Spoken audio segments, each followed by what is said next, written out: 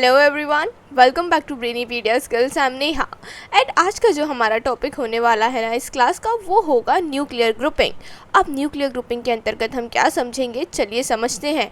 Basically nuclear grouping के अंदर हम वो समझते हैं कि पूरे ही दुनिया भर में ग्लोबली कितने इंटरनेशनल ग्रुप्स ऐसे हमें देखने को मिल जाते हैं जो कि न्यूक्लियर प्रोडक्शन पे रोक लगाने की कोशिश करते हैं, साथ ही साथ यहाँ पे डिसआर्मामेंट की पॉलिसी को रोकने की कोशिश करते हैं। यहाँ पे दुनिया भर में न्यूक्लियर पावर जो है उसके यहाँ पे प्रोडक्शन पे रोक लगाने की बात की जाती है, क्योंकि ये हमारे इन्वायरमेंट के साथ साथ ह्यूमंस के लिए भी काफ़ी ज़्यादा डेंजरस जो है साबित हो सकता है। इसीलिए इस चीज़ को रोकने के लिए कई सारे इंटरनेशनल ग्रुप्स जो हैं बनाए जाते हैं, कई सारे संगठनों का फॉर्मेशन किया जाता है और उन्हीं सारे संगठनों को हम आज इस वीडियो में समझने वाले हैं कि कौन से संगठन का फॉर्मेशन कौन से ईयर में हुआ, उसका क्या काम है, किस प्रकार से वो संगठन वर्क करता है, साथ ही साथ उस संगठन या फिर उस ग्रुप में, उस न्यूक्लियर ग्रुपिंग में हमारे देश इंडिया का क्या रोल है, साथ ही साथ इंडिया की क्या पॉलिसीज़ हैं इस पूरी ही न्यूक्लियर पावर को लेके। ये सारी ही बात हम आज की क्लास में डिस्कस करने वाले हैं। तो आई रियली होप कि आज की क्लास आपके लिए काफ़ी हेल्पफुल रहेगी, साथ ही साथ आप यहाँ से आज कुछ नया सीखेंगे। चलिए शुरुआत करते हैं। सबसे पहले बात करूंगी मैं बेसिक इंट्रोडक्शन से, जहाँ पे हम समझेंगे कि भाई ये जो न्यूक्लियर ग्रुपिंग है आखिर होता क्या है। Nuclear grouping refers to international coalition. देखिए यहाँ पे इंटरनेशनल कोलिशन हो रहा है, कहने का मतलब ये है कि पूरे ही यहाँ पे विश्व के तौर पे ग्लोबली कई सारे ग्रुप्स का जो है फॉर्मेशन किया जाता है। कोलिशन का मतलब आप समझ सकते हैं, हिंदी में गठबंधन की बात हो रही है। विश्व भर में बहुत सारी कंट्रीज़ जो हैं यहाँ पे सामने आती हैं, एक दूसरे के साथ गठबंधन करती हैं, एक दूसरे के साथ ग्रुप्स का फॉर्मेशन करती हैं। ताकि क्यों करती हैं, चलिए देखते हैं। ग्रुप्स बनाए जाते हैं, अग्रीमेंट साइन किए जाते हैं दैट रेगुलेट न्यूक्लियर टेक्नोलॉजी, ताकि दुनिया भर में जो अलग अलग देश न्यूक्लियर टेक्नोलॉजी का यहाँ पर डेवलपमेंट करते हैं उस न्यूक्लियर टेक्नोलॉजी को सही प्रकार से इस्तेमाल किया जाए, साथ ही साथ उसका प्रोलिफरेशन जो है प्रिवेंट किया जाए। प्रोलिफरेशन का आसान शब्द आप यहाँ पे समझ सकते हैं, ग्रोथ। यहाँ पे बेसिकली जो हमारी न्यूक्लियर पावर है उसकी ग्रोथ को रोकने की बात की जा रही है, प्रिवेंट करने की बात की जाती है इन सभी न्यूक्लियर ग्रुपिंग्स के अंतर्गत। न्यूक्लियर ग्रुपिंग्स जब भी की जाती है उनका मेन मोटिव यही होता है कि ये जो पूरी ही न्यूक्लियर टेक्नोलॉजी है इसे सही प्रकार से कंट्रोल किया जाए, साथ ही साथ यहाँ पे जो न्यूक्लियर टेक्नोलॉजी की कांस्टेंट ग्रोथ हमें देखने को मिलती है इसे यहाँ पे प्रिवेंट किया जाए, इस पर रोकथाम लगाई जाए and ensure the peaceful use of nuclear energy. साथ ही साथ इस चीज़ को भी इंश्योर किया जाए कि ये जो न्यूक्लियर एनर्जी है इसका पीसफुल यूज़ हो, यानी कि शांतिपूर्ण इस्तेमाल हमें सभी देशों में देखने को मिले। मतलब कोई भी देश इस न्यूक्लियर पावर का इस्तेमाल वायलेंस फैलाने में या फिर किसी दूसरे देश पे अटैक करने में या फिर किसी भी नेगेटिव इम्पैक्ट के लिए यहाँ पे यूज़ ना करे। इन चीज़ों का ध्यान रखने के लिए ये पूरी ही जो न्यूक्लियर ग्रुपिंग्स है ना उन्हें यहाँ पे फॉर्म किया जाता है। These groupings play crucial role in global security। अब ये जो कई सारी न्यूक्लियर ग्रुपिंग्स हैं जिनके बारे में हम आज पढ़ने वाले हैं, ये पूरी ही ग्लोबल सिक्योरिटी में काफ़ी इंपॉर्टेंट रोल प्ले करती हैं, क्योंकि ये इस बात को इंश्योर करती हैं कि जिन देशों के पास न्यूक्लियर पावर यहाँ पे है वो उन न्यूक्लियर पावर्स का पीसफुली इस्तेमाल करें, साथ ही साथ उस न्यूक्लियर पावर को कभी भी किसी नेगेटिव वे में यूज़ ना करें जिससे किसी दूसरे देश का, किसी दूसरी कंट्री का यहाँ पे कोई भी नुकसान ना हो। डिप्लोमेसी में भी ये काफ़ी इंपॉर्टेंट रोल प्ले करते हैं एंड इंटरनेशनल रिलेशंस। साथ ही साथ जो देशों के आपस में इंटरनेशनल रिलेशंस होते हैं, मतलब भौगोलिक तौर पे जो संबंध हमें देखने को मिल जाते हैं, अंतर्राष्ट्रीय तौर पे जो संबंध होते हैं देशों के, उसमें भी ये पूरे ही न्यूक्लियर ग्रुपिंग्स जो होते हैं ना काफ़ी इंपॉर्टेंट रोल प्ले करते हुए हमें नज़र आते हैं। Give me a second please. Yes, so ये बात हो गई एक बेसिक इंट्रोडक्शन की कि न्यूक्लियर ग्रुपिंग आखिर होता क्या है। उम्मीद करती हूँ न्यूक्लियर ग्रुपिंग का ये काफ़ी आसान सा इंट्रोडक्शन आपको समझ में आया होगा। चलिए आगे डिस्कस करते हैं कि कौन कौन सी इंपॉर्टेंट न्यूक्लियर ग्रुपिंग्स हमें देखने को मिल जाती हैं। देखिए, सबसे पहली अगर मैं न्यूक्लियर ग्रुपिंग की यहाँ पे बात करूँ जो कि सबसे इम्पॉर्टेंट हमें देखने को मिलेगी तो वो हो जाएगी न्यूक्लियर सप्लायर्स ग्रुप, यानी कि शॉर्ट में जिसे हम NSG के नाम से भी जानते हैं। अब ये जो NSG है क्या होता है, इसमें इंडिया का क्या रोल होता है, कौन से ईयर में NSG का फॉर्मेशन किया गया, ये सारी ही बातें हम आगे चल के डिस्कस करेंगे। चलिए डिस्कस करते हैं एनएसजी के बारे में कुछ इंपॉर्टेंट पॉइंट्स जो कि आपके प्रीलिम्स के लिए और साथ ही साथ ओवरऑल एग्जामिनेशन के लिए इंपॉर्टेंट रहने वाले हैं। यदि मैं बात करूं एनएसजी के इस्टेब्लिशमेंट की, तो एनएसजी का जो इस्टेब्लिशमेंट हमें देखने को मिलता है वो 1974 में देखने को मिल जाता है, in response to India's nuclear test smiling Buddha. अब ये जो एनएसजी यानी कि न्यूक्लियर सप्लायर ग्रुप्स का फॉर्मेशन जो किया गया था ना, जब इंडिया ने यहाँ पे फर्स्ट अपना न्यूक्लियर टेस्ट किया था जिसका नाम था स्माइलिंग बुद्धा, उसके रिस्पॉन्स में उस चीज़ को काउंटर करने के लिए, बेसिकली इंडिया के इस एक्शन को काउंटर करने के लिए एनएसजी का जो फॉर्मेशन था वो किया गया था 1974 में।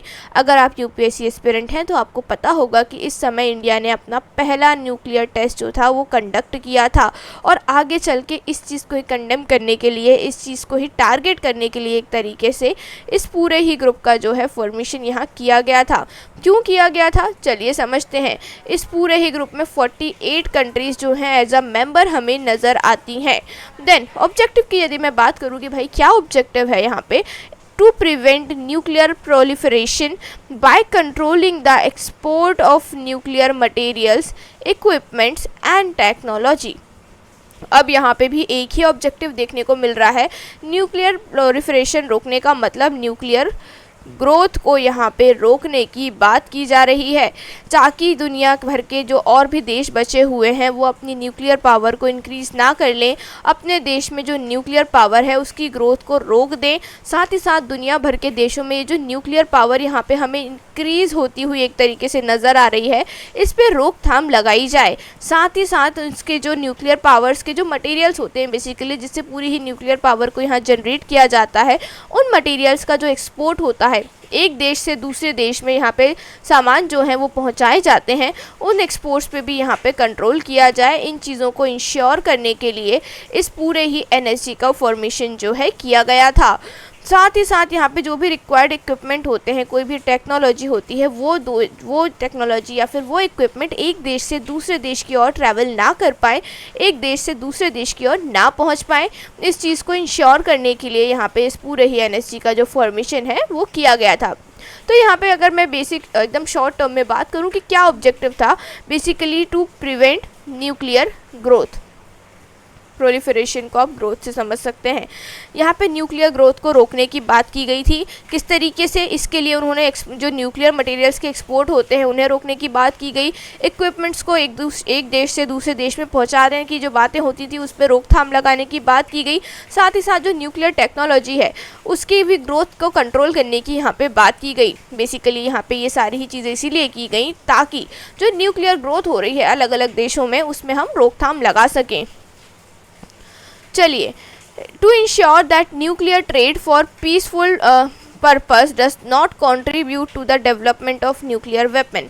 अब देखिए ये पूरा ही एनएसजी का फॉर्मेशन इसीलिए किया गया ताकि इस बात को इंश्योर किया जाए कि जो न्यूक्लियर ट्रेड होता है, मतलब न्यूक्लियर जो चीज़ें होती हैं उनका जो व्यापार होता है, किसी भी पीसफुल पर्पस के लिए, शांतिपूर्ण पर्पस के लिए, वो किसी भी न्यूक्लियर वेपन के डेवलपमेंट में कंट्रीब्यूट ना करे। मतलब यदि आप शांतिपूर्ण पर्पसेस के लिए भी सिर्फ अपने ऑफिशियल कामों के लिए न्यूक्लियर जो भी न्यूक्लियर टेक्नोलॉजी है या फिर कोई इक्विपमेंट है या फिर ऐसी कोई भी चीज़ें हैं जो कि न्यूक्लियर वेपन्स को यहाँ पे जनरेट कर सकती हैं, बना सकती हैं, उन चीज़ों का आप ट्रेड कर रहे हैं, व्यापार कर रहे हैं, तो ये चीज़ इंश्योर की जाए यहाँ पे कि इससे किसी भी प्रकार से, किसी भी तरीके से कोई भी न्यूक्लियर वेपन जो है उसका डेवलपमेंट ना देखने को मिले। इसीलिए यहाँ पे एनएसजी का फॉर्मेशन जो है किया गया था। ये तो बात हो गई पूरे ही एनएसजी के इस्टेब्लिशमेंट और कुछ बेसिक इंट्रोडक्शन की। 1974 में इसका इस्टेब्लिशमेंट हमें देखने को मिलता है। साथ ही साथ यदि मैं मेंबर कंट्रीज़ की बात करूं तो 48 मेंबर कंट्रीज़ हमें देखने को मिल जाती हैं। मेन ऑब्जेक्टिव्स हमने डिस्कस किए कि न्यूक्लियर प्रोलिफरेशन या फिर जो न्यूक्लियर ग्रोथ है उसे रोकने की यहाँ बात की गई। साथ ही साथ इस बात को भी यहाँ इंश्योर किया गया कि जो न्यूक्लियर ट्रेड होता है उसे यहाँ पर इस प्रकार से एक तरीके से इंश्योर कीजिए कि आप जो भी न्यूक्लियर ट्रेड कर रहे हैं उससे किसी भी प्रकार के जो न्यूक्लियर वेपन्स हैं उसका फॉर्मेशन ना हो पाए। अब हम बात करना चाहेंगे इंडिया के स्टेटस के बारे में कि भाई यहाँ पे इंडिया का क्या स्टेटस हमें देखने को मिल जाता है। यदि मैं इंडिया के करंट स्टेटस की बात करूं तो इंडिया हमें एनएसजी का मेंबर देखने को नहीं मिलता है due to opposition from China. China के कांस्टेंट अपोज के कारण हमारा जो देश है हमें एनएसजी का मेंबर देखने को नहीं मिलता है because India is not signatory to nuclear proliferation proliferation treaty, जो nuclear non proliferation treaty actually, जिसे हम शॉर्ट में NPT के नाम से जानते हैं। हमारा जो देश है उसने ऑफिशियली इस ट्रीटी को साइन नहीं किया है।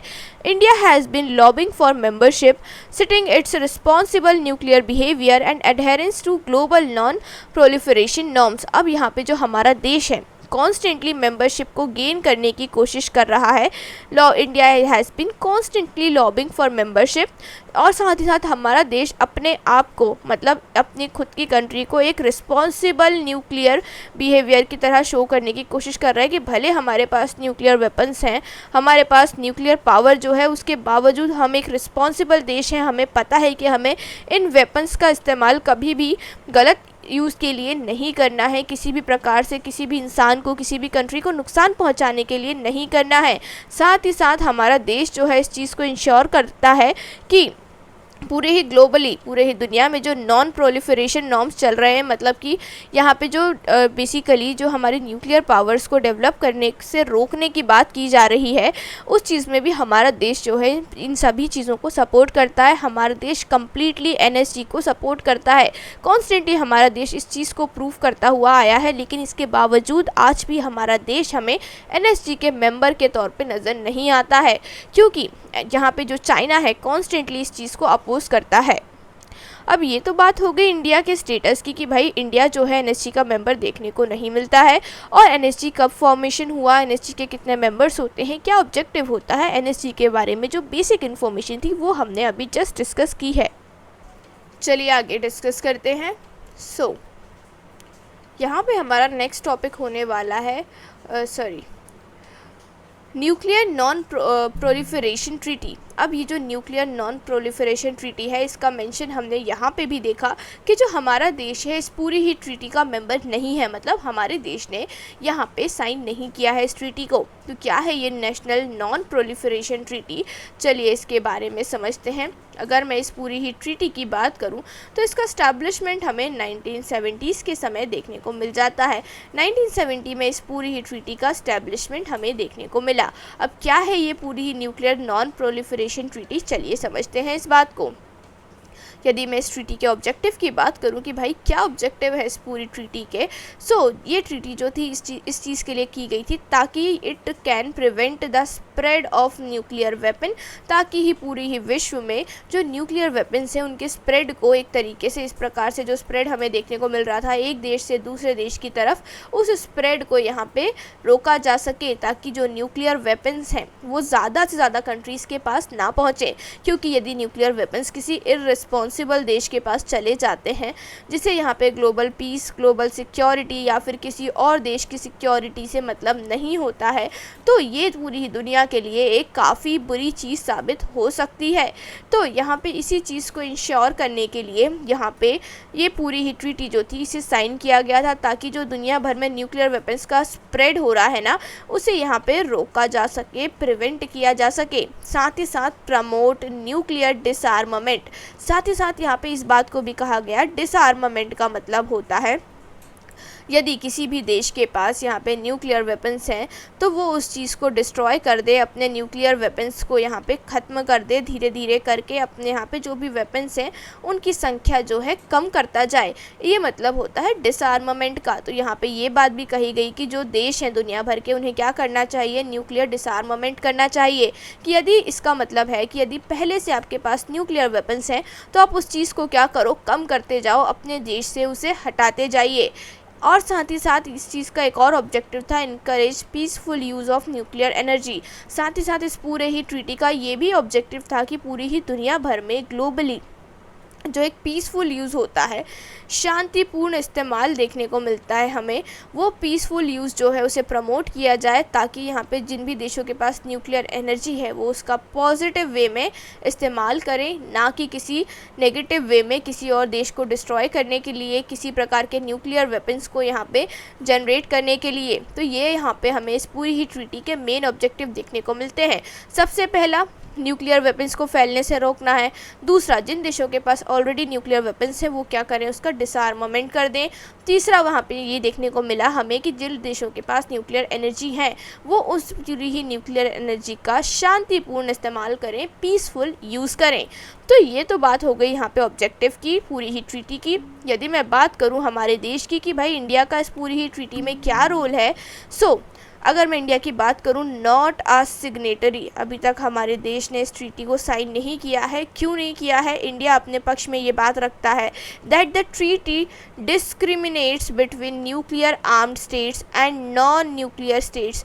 अब यहाँ पे हमारा देश इस पक्ष को रखता है, इस बात को सामने रखता है कि हमने ये ट्रीटी अभी तक इसीलिए साइन नहीं की क्योंकि ये जो पूरी ही ट्रीटी है ये एक प्रकार से डिस्क्रिमिनेशन करती है, भेदभाव करती है उन देशों के बीच में जिनके पास ऑलरेडी न्यूक्लियर आर्म है, मतलब जिन देशों ने ऑलरेडी न्यूक्लियर आर्म या फिर न्यूक्लियर जो आर्म्स होते हैं, वेपन्स होते हैं, उन्हें प्रोड्यूस कर लिया है। साथ ही साथ जिन देशों के पास न्यूक्लियर पावर या फिर न्यूक्लियर वेपन्स देखने को नहीं मिलते, इन दोनों ही प्रकार के देशों में ये पूरी ही ट्रीटी जो है डिस्क्रिमिनेशन करती है, भेदभाव करती है। India advocates for universal nuclear डिसआर्मामेंट rather than selective restrictions. हमारा देश बोलता है कि यदि आपको जो न्यूक्लियर डिसआर्मामेंट करना है, बहुत अच्छी बात है, हमें करना भी चाहिए, लेकिन ये डिसआर्मामेंट यूनिवर्सल होना चाहिए।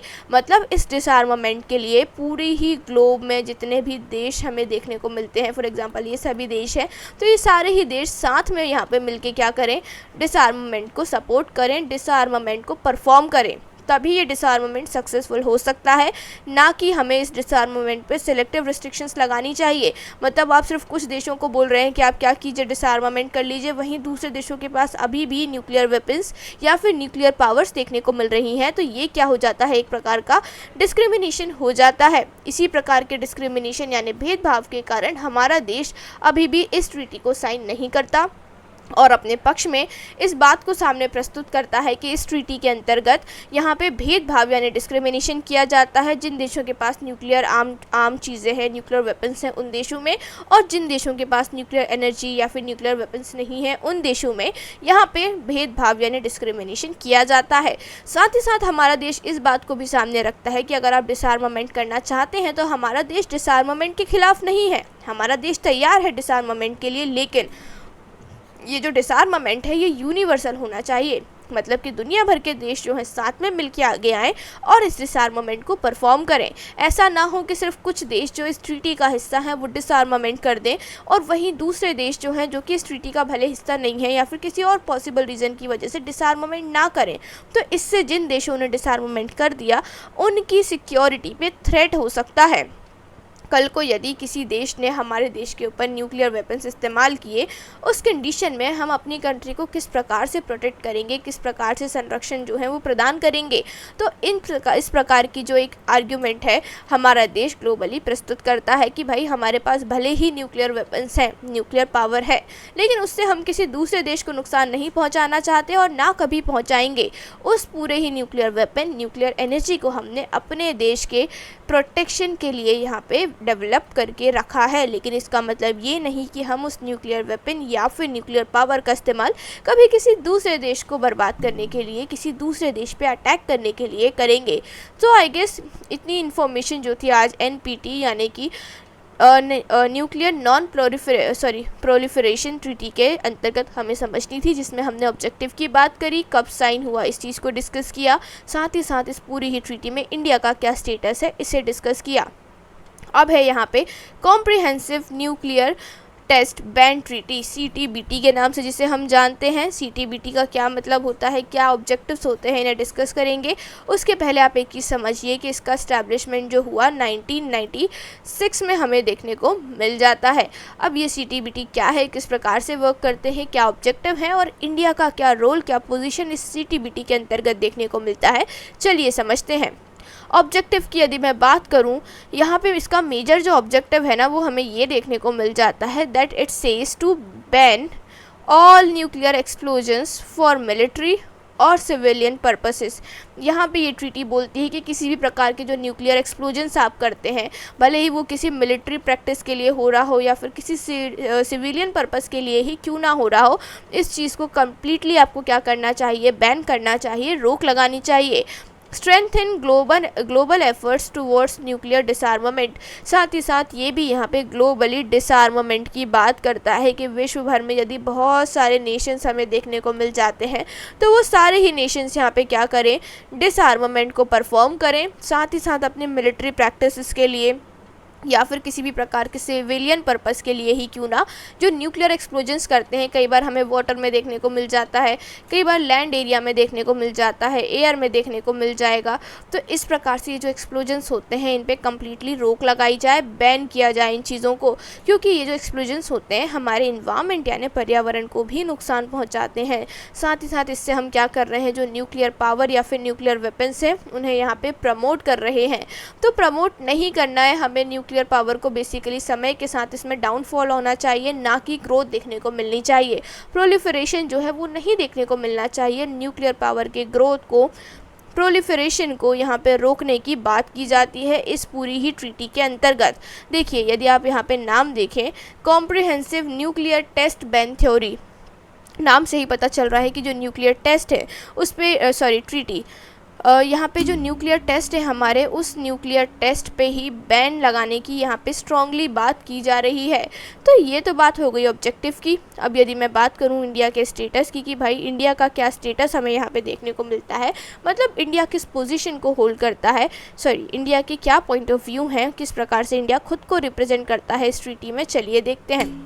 अब हमारा जो देश है not a signatory, arguing that the treaty does not address complete nuclear डिसआर्मामेंट। अब जो हमारा देश है इस ट्रीटी का हिस्सा नहीं है, क्योंकि हमारा देश इस बात को यहाँ पे पेश करता है अपने पक्ष में, हमारा देश इस पूरी ही बोलना चाहिए दलील को सामने रखता है कि ये जो ट्रीटी है it does not address complete nuclear डिसआर्मामेंट, मतलब ये जो ट्रीटी है ये कम्प्लीटली न्यूक्लियर डिसआर्मामेंट को एड्रेस नहीं करती। मतलब यहाँ पे डिसआर्मामेंट की बात तो की जाती है लेकिन कंप्लीट डिसआर्मामेंट को यहाँ पे सपोर्ट नहीं किया जा रहा है। India maintains that it will not sign the CTBT unless all nuclear armed states agree to disarmament. अब यहाँ पे हमारा देश बोलता है कि इस ट्रीटी के अंतर्गत सिर्फ कुछ चुनिंदा देश हमें देखने को मिल जाते हैं जो कि इस ट्रीटी को साइन करने के लिए तैयार हैं। बाकी के देशों का क्या, बाकी भी तो और दुनिया में कई सारे बड़े बड़े देश हैं जिन्होंने इस CTBT को साइन नहीं किया है। तो इंडिया इस चीज़ को तब तक साइन नहीं करेगा जब तक दुनिया भर के सारे न्यूक्लियर आर्म्ड स्टेट्स, मतलब ऐसे देश जिनके पास न्यूक्लियर वेपन्स हमें देखने को मिल जाते हैं, वो देश इस CTBT को साइन करने के लिए तैयार नहीं हो जाते, तब तक हमारा देश इंडिया भी इस पूरी ही ट्रीटी को साइन नहीं करेगा। तो ये है इंडिया का स्टेटस इस CTBT के अंतर्गत। मतलब हमारा देश यहाँ पे साफ साफ इस चीज़ को बोलता है कि आप न्यूक्लियर डिसआर्मामेंट की बात कर रहे हैं, बहुत अच्छी बात है, लेकिन आप कंप्लीट न्यूक्लियर डिसआर्मामेंट की बात करो ना। मतलब पूरे ही विश्व भर में जितने भी देश हैं उन सभी देशों को आप कहिए कि वो डिसआर्मामेंट करें, वो अपने न्यूक्लियर वेपन्स को ख़त्म करें, अपनी न्यूक्लियर पावर की जो ग्रोथ है उस पर पॉज लगाएं। लेकिन यहाँ पे कुछ सिलेक्टिव कंट्रीज़ की बात की जाती है, बेसिकली जो कंट्रीज़ यहाँ पे मेंबर होती हैं उनसे ही यहाँ पे डिसआर्मामेंट की बात की जाती है। तो जब तक दुनिया भर के देश डिसआर्मामेंट नहीं करते तब तक हमारा देश डिसआर्मामेंट करने के लिए अग्री नहीं करता, क्योंकि भविष्य में यदि हमारे ऊपर कोई अटैक होता है, कोई भी वॉर की सिचुएशन आती है, तो उस सिचुएशन में अपने देश को दुश्मन देश से प्रोटेक्ट करने के लिए, कंजर्वेशन प्रदान करने के लिए यहाँ पे न्यूक्लियर वेपन्स जो होते हैं उनका होना कई बार ज़रूरी माना जाता है।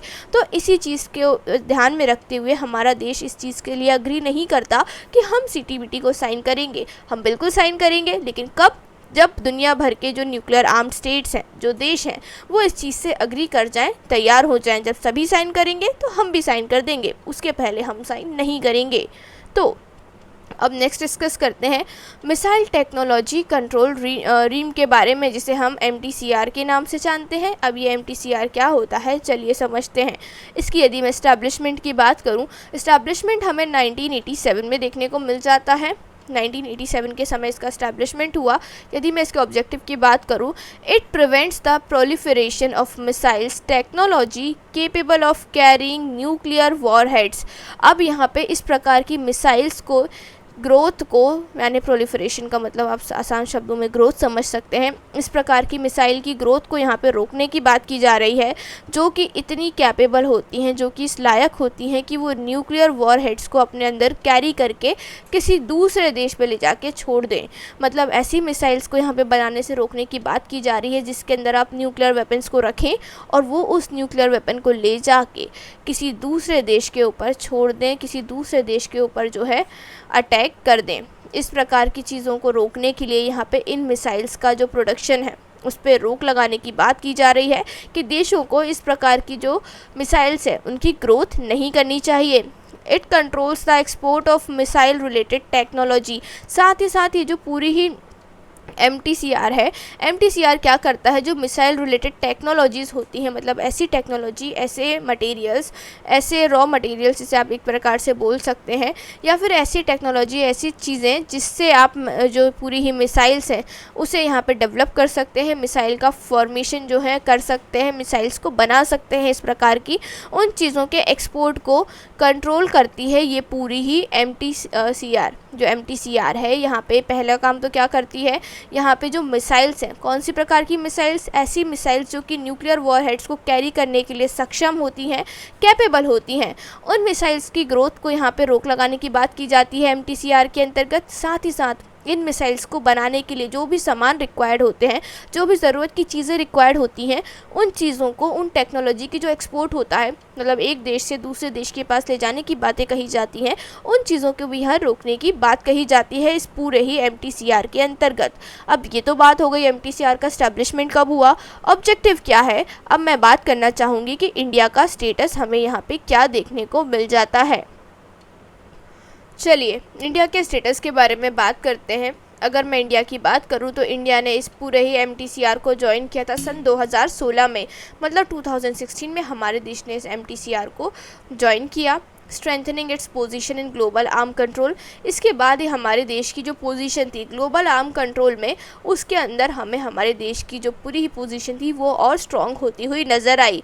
It's membership has helped India access advanced missile technology and strengthen its defence capabilities. अब यहाँ पे ये जो पूरी ही मेंबरशिप है इसने हमारे देश को हेल्प करी, हमारे देश को एक प्रकार से मदद, सहायता प्रदान करी। किस चीज़ के लिए, कि जो एडवांस्ड मिसाइल टेक्नोलॉजी होती हैं दुनिया भर में, काफ़ी ज़्यादा एडवांस टेक्नोलॉजी जो है उनका डेवलपमेंट समय समय पर होता रहता है। तो इन्हीं टेक्नोलॉजी को एक्सेस करने के लिए हमारे देश के ने, मतलब बेसिकली हमारे देश के लिए काफ़ी आसान बनाया। इस पूरी ही मेंबरशिप ने, MTCR की जो सदस्यता रही उस सदस्यता ने हमारे देश की मदद करी इस पूरे ही एडवांस मिसाइल टेक्नोलॉजी को गेन करने के लिए। साथ ही साथ स्ट्रेंथन इट्स डिफेंस कैपेबिलिटी। इसके अलावा हमारे देश की जो डिफेंस कैपेबिलिटीज़ हैं, मतलब हमारे देश का जो डिफेंस सिस्टम है उसे और भी ज़्यादा मजबूत बनाने में मदद मिली हमें इस पूरे ही MTCR की मेंबरशिप से।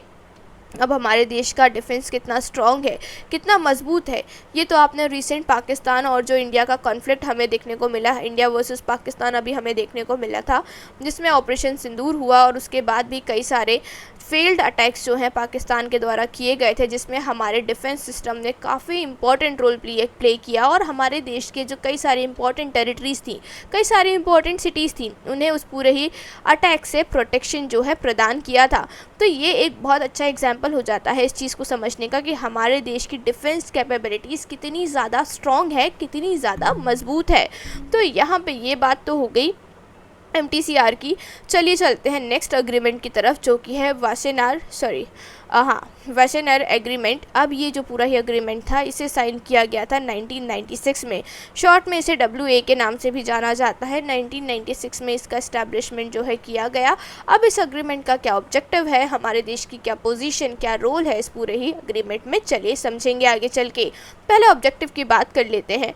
ऑब्जेक्टिव की यदि मैं बात करूँ, इट प्रमोट्स ट्रांसपेरेंसी यानी कि पारदर्शिता और responsibility in the transfer of conventional arms and dual use goods. अब यहाँ पे जो कन्वेंशनल आर्म्स होते हैं उनका जो भी ट्रांसफ़र होता है, मतलब एक जगह से दूसरी जगह पहुँचाना, इस पूरे ही ट्रांसफ़र में और साथ ही साथ जो यहाँ पे कन्वेंशनल आर्म्स होते हैं इन्हें एक जगह से दूसरी जगह पहुँचाना, और इसके अलावा जो डुअल यूज़ गुड्स होते हैं ना, इनका जो भी ट्रांसफ़र होता है इसमें ट्रांसपेरेंसी यानी पारदर्शिता और रिस्पॉन्सिबिलिटी को प्रमोट करने की बात की जाती है। मतलब रिस्पॉन्सिबल तरीके से, सही तरीके से आप क्या करें, इस पूरे ही ट्रांसफ़र को परफॉर्म करें। Prevent destabilising accumulation of arms. अब यहाँ पे जो आर्म्स होते हैं उन्हें उनके जो बेसिकली यहाँ पे ये बात कही जा रही है आपसे कि जो बहुत सारी कंट्रीज़ होती हैं, मतलब दुनिया भर के जो देश होते हैं, उन्हें यहाँ पे ये हिदायत दी जाती है, इस चीज़ को समझाया जाता है कि आप जो हैं बहुत सारे टू मेनी जो वेपन्स होते हैं, मतलब बहुत सारे वेपन्स को इकट्ठा करके ना रखें। मतलब कि कई कंट्रीज़ ऐसी देखने को मिल जाती हैं जो अपने पास कई सारे वेपन्स को स्टोर करके रख लेती हैं, जिसके कारण आगे चल के कई सारे कन्फ्लिक्ट हमें देखने को मिलते हैं। कन्फ्लिक्ट कुछ इस प्रकार से, कोई दूसरे देश जो हैं इस चीज़ को अपोज़ कर देते हैं कि भाई ये जो देश है इतने सारे वेपन्स क्यों रख रहा है, इतने सारे वेपन्स को क्यों स्टोर कर रहा है। इससे अगर ये हमारा नेबरिंग कंट्री है, हमारा पड़ोसी देश है, जिससे हो सकता है भविष्य में हमें नुकसान देखने को मिले। तो इस प्रकार के कन्फ्लिक्ट्स को रोकने के लिए, इस प्रकार के अपोजिट्स को रोकने के लिए यहाँ पे देशों को ये बात कही जाती है इस पूरे ही अग्रीमेंट के अंतर्गत कि पहली बात तो जब भी आप यहाँ पे कन्वेंशनल आर्म्स यानी कि जो वेपन्स होते हैं, बंदूक वगैरह हैं, उन चीज़ों को यहाँ पे ट्रांसफ़र करते हैं एक जगह से दूसरी जगह। Give me a second, this pen. ये जब भी आप वेपन्स का ट्रांसफ़र करते हैं, कोई गन हुई या फिर कोई और मिसाइल है, कोई और यहाँ पे आर्म्ड जो देखने को मिल जाते हैं, वेपन्स हमें देखने को मिल जाते हैं। जब आप उन वेपन्स को ट्रांसफ़र करते हैं एक जगह से दूसरी जगह, मतलब एक कंट्री से दूसरी कंट्री की तरफ, तो आपको यहाँ पे थोड़ा केयरफुल रहने की ज़रूरत है, काफ़ी ट्रांसपेरेंट रहने की ज़रूरत है और काफ़ी रिस्पॉन्सिबल रहने की ज़रूरत है। मतलब आप ये चीज़ का ध्यान रखिए कि आप जो यहाँ पर वेपन प्रदान कर रहे हैं वो किसी इर्रिस्पॉन्सिबल कंट्री को तो प्रदान नहीं कर रहे।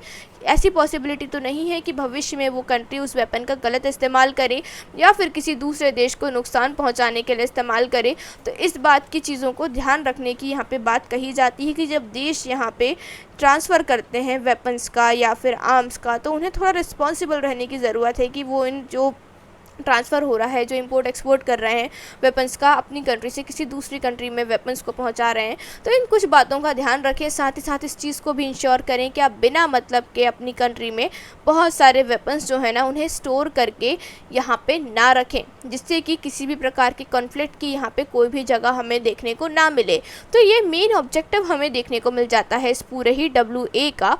देन अगर मैं इंडिया की बात करूँ कि भाई इंडिया का क्या स्टेटस हमें देखने को मिलता है, तो इंडिया ने इस पूरे ही एग्रीमेंट को सन 2017 में ज्वाइन किया। 2017 में हमारे देश ने इस पूरे एग्रीमेंट को साइन किया, enhancing it's credibility in global arms trade regulation.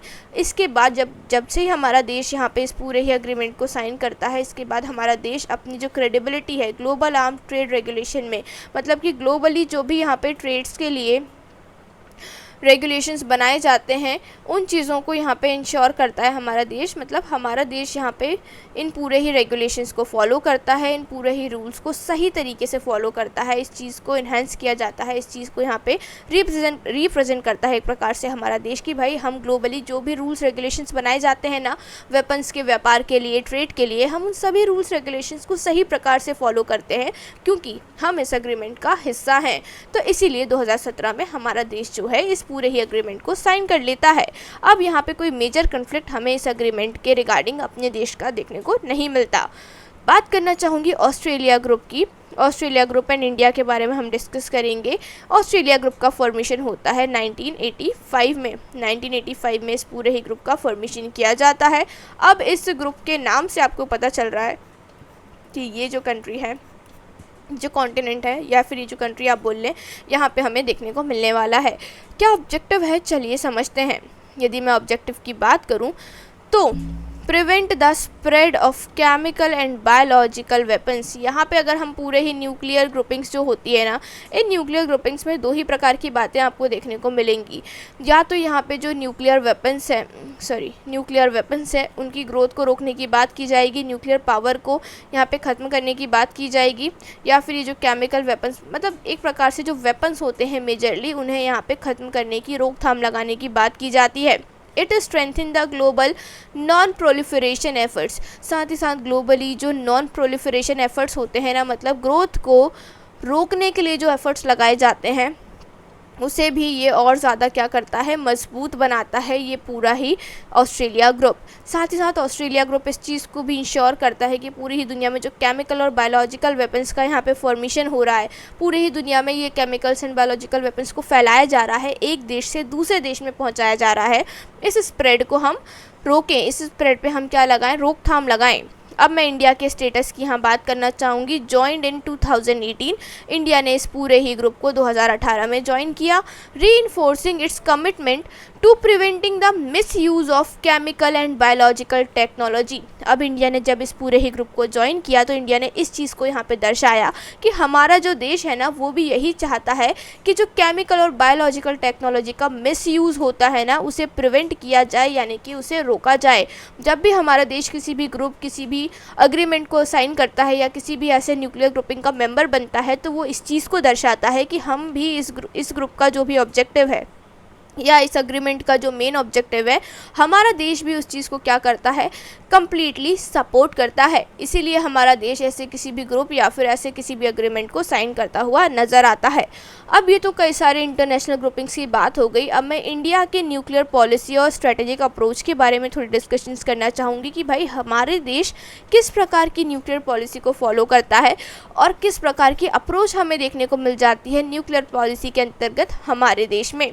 India follows a no first use policy and maintains a credible minimum deterrence strategy। अब जो हमारा देश है ना, नो फर्स्ट यूज़ पॉलिसी को फॉलो करता है, मतलब कभी भी हमारा देश पहले न्यूक्लियर वेपन्स को, न्यूक्लियर पावर को इस्तेमाल नहीं करेगा। हालांकि अगर कोई और देश हमारे देश के ऊपर अटैक करता है न्यूक्लियर वेपन से, न्यूक्लियर पावर से, तो उस कंडीशन में हमारा देश उस पूरे ही अटैक का मुंह तोड़ जवाब ज़रूर देगा।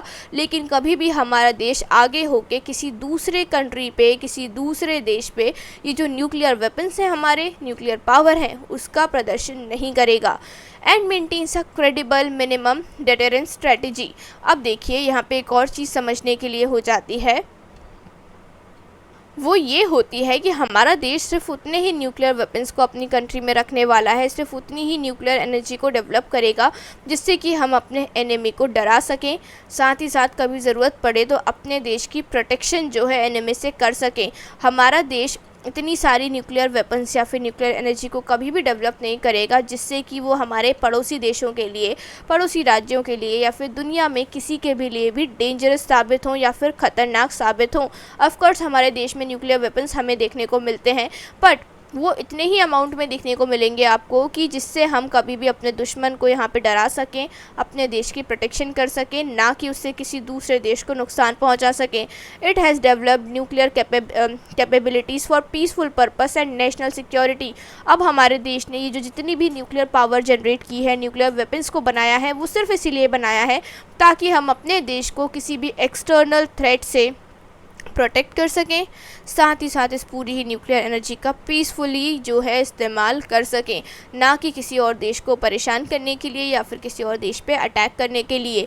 तो इस प्रकार की जो हमारा देश है न्यूक्लियर पॉलिसी को फॉलो करता है। अब मैं की माइलस्टोन्स की बात करना चाहूँगी कुछ कि भाई हमारे देश की न्यूक्लियर जर्नी किस प्रकार से रही। चलिए देखते हैं। सबसे पहले 1948 से ये पूरी ही जर्नी की शुरुआत होती है, इस पूरी ही यात्रा की शुरुआत होती है by the establishment of the atomic energy commission to oversee nuclear research and development. 1948 में सबसे पहले एक एटॉमिक एनर्जी कमीशन का फॉर्मेशन किया जाता है जो कि यहाँ पे न्यूक्लियर रिसर्च और डेवलपमेंट को ओवरसी कर सके। मतलब हमारे देश में जो न्यूक्लियर रिसर्च चलती हुई नज़र आ रही थी हमें, साथ ही साथ न्यूक्लियर एनर्जी के रिगार्डिंग जो भी डेवलपमेंट हमें देखने को मिल रहे थे, उन्हें यहाँ पे ओवरसी कर सके, चेक कर सके कि ये पूरी ही न्यूक्लियर रिसर्च जो है सही प्रकार से काम कर रही है या नहीं, डेवलपमेंट किस प्रकार का है, कुछ ग्रोथ हमें नज़र आई या फिर नहीं। इन चीज़ों को ओवरसी करने के लिए इस एटॉमिक एनर्जी कमीशन का फॉर्मेशन जो है किया गया था। देन आता है 1974 का समय। इस समय हमारे देश में फर्स्ट न्यूक्लियर टेस्ट होता है जिसे हम फेमसली पोखरण 1 के नाम से जानते हैं। Demonstrating India's nuclear capability. अब इस टेस्ट के बाद हमें पता चलता है कि हमारा देश भी इतना कैपेबल है कि हमारे देश में हम ये जो न्यूक्लियर वेपन्स हैं, न्यूक्लियर एनर्जी हैं, उसे जनरेट कर सकते हैं। हालांकि इस टेस्ट के बाद हमारे देश को दुनिया भर से थोड़े से सैंक्शंस और बैकलैशेस वगैरह देखने को मिले थे, बट फिर भी इसके बाद भी हमारा देश यहाँ पे रुका नहीं और दुनिया भर के देशों से डरा नहीं। फिर आता है 1998 का समय। इस समय सेकेंड न्यूक्लियर टेस्ट को कंडक्ट करता है हमारा देश, जिसे हम पोखरण 2 के नाम से जानते हैं, solidifying India's nuclear deterrence strategy. इस पूरे ही टेस्ट ने हमारी जो न्यूक्लियर एनर्जी, न्यूक्लियर वेपन्स के लेके स्ट्रेटजी है, उसे काफ़ी ज़्यादा हद तक एकदम स्ट्रांगली सॉलिडिफाई कर दिया। यहाँ से दुनिया भर को समझ आ गया कि इंडिया भी क्या है, एक न्यूक्लियर एनर्जी को होल्ड करने वाला, न्यूक्लियर वेपन्स को होल्ड करने वाला देश बन चुका है। और फिर आता है समय 2008 का। सन 2008 में India US civil nuclear agreement होता है, allowing nuclear trade despite India not being an NPT signatory. अब यहाँ पे 2008 में इंडिया और यूएस के बीच में एक सिविल न्यूक्लियर एग्रीमेंट साइन होता है, जिसमें इस बात को डिसाइड किया जाता है कि दोनों ही देशों के बीच में न्यूक्लियर ट्रेड यानी कि न्यूक्लियर व्यापार जो है हमें देखने को मिलेगा, जबकि हमारा देश एनपीटी का सिग्नेटरी मेंबर नहीं है। उसके बावजूद इंडिया और यूएस के बीच में ये व्यापार हमें देखने को मिला। अब मैं इंडिया के न्यूक्लियर डॉक्ट्राइन की बात करना चाहूँगी कि भाई न्यूक्लियर एनर्जीज़ को डेवलप करने के बाद हमारा देश किस प्रकार की डॉक्ट्राइन्स को फॉलो करता है। सबसे पहला हमने डिस्कस किया अभी थोड़ी ही देर पहले, जो कि हमें यहाँ पे नो फर्स्ट यूज़ के बारे में बताता है, मतलब कि हमारा देश कभी भी न्यूक्लियर वेपन्स का पहले इस्तेमाल नहीं करेगा। India commits to using nuclear weapons only in retaliation against the nuclear attack. मतलब कभी यदि हमारे देश में न्यूक्लियर अटैक होता है तो उस चीज़ को रिटेलिएट करने के लिए ही हमारा देश यहाँ पे न्यूक्लियर वेपन्स का इस्तेमाल करेगा। अदरवाइज़ कभी भी हमारा देश पहले आगे होके किसी दूसरे देश पे न्यूक्लियर अटैक जो है नहीं करने वाला है। इस बात को, इस डॉक्ट्राइन को हमारा देश काफ़ी स्ट्रांगली फॉलो करता है। देन है यहाँ पे क्रेडिबल मिनिमम डिटरेंस। अब ये जो क्रेडिबल मिनिमम डिटरेंस होता है, इसका मतलब होता है India maintains a sufficient nuclear arsenal to deter adversaries. मतलब कि हमारे देश में न्यूक्लियर वेपन्स तो हैं, पर सिर्फ उतने ही वेपन्स हैं जिसमें की ज़रूरत पड़ने पे हम यहाँ पर रिटेलिएशन कर सकें जब कोई दूसरा देश give me a second please, yes, sorry for the disturbance. What I was saying is that कि हमारे देश में न्यूक्लियर वेपन्स हैं, पर सिर्फ उतने ही जितने कि दुश्मन को डराने के लिए सफिशिएंट हो, मतलब कि रिटेलिएशन के लिए सफिशिएंट हो। इसके अलावा और ज़्यादा न्यूक्लियर वेपन्स या फिर एनर्जी हमें अपने देश में देखने को नहीं मिलती। तो यही बताता है क्रेडिबल मिनिमम डिटेरेंस को कि मतलब वेपन्स हैं, पर सिर्फ उतने जितने कि रिटेलिएशन के लिए सफिशिएंट हो, जितने कि किसी दूसरे देश को डराने के लिए सफिशिएंट हो। देन आता है सिविल न्यूक्लियर कोऑपरेशन। अब ये सिविल न्यूक्लियर कोऑपरेशन क्या होता है? India engages in peaceful nuclear trade and research with various countries. अब हमारा देश शांतिपूर्ण व्यापार जो होता है ना न्यूक्लियर एनर्जी का, उसमें इंगेज रहता है, उसमें इन्वॉल्व रहता है दुनिया भर की कई सारी कंट्रीज़ के साथ। न्यूक्लियर एनर्जीज़ को लेकर जितने भी शांतिपूर्ण व्यापार होगा, शांतिपूर्ण रिसर्च होंगी, उसमें हमारा देश पार्टिसिपेट करता हुआ आपको नज़र आएगा दुनिया भर के बहुत सारे देशों के साथ। तो ये कुछ मेजर डॉक्ट्राइन होते हैं न्यूक्लियर एनर्जी को लेकर जो कि हमारा देश फॉलो करता है। अब अगर मैं बात करूँ कि इसकी इंपॉर्टेंस यूपीएससी के रिगार्डिंग क्या हो जाती है, न्यूक्लियर ग्रुपिंग्स की या फिर इंडिया की न्यूक्लियर डॉक्ट्राइन की, तो questions on international nuclear agreements, India's nuclear policy and global security framework के रिगार्डिंग जो क्वेश्चंस होते हैं, एमसीक्यूज़ होते हैं, प्रीलिम्स में हमें काफ़ी देखने को मिल जाते हैं।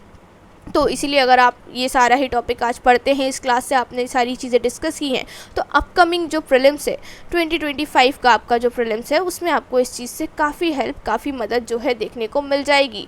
चलिए आगे अगर मैं बात करूँ मेंस की, तो मेंस का जीएस पेपर 2 और जीएस पेपर 3 जो होता है, उसमें इंटरनेशनल रिलेशंस के रिगार्डिंग, डिफेंस और टेक्नोलॉजी के रिगार्डिंग टॉपिक्स जो हैं हमें देखने को मिल जाते हैं। और अगर मैं ऐसे राइटिंग की बात करूं तो nuclear diplomacy, India's stands on nuclear treaties and global security challenges, ये कुछ फेमस ऐसे के टॉपिक जो हैं हमें यहाँ पे मेंस में नज़र आ जाते हैं।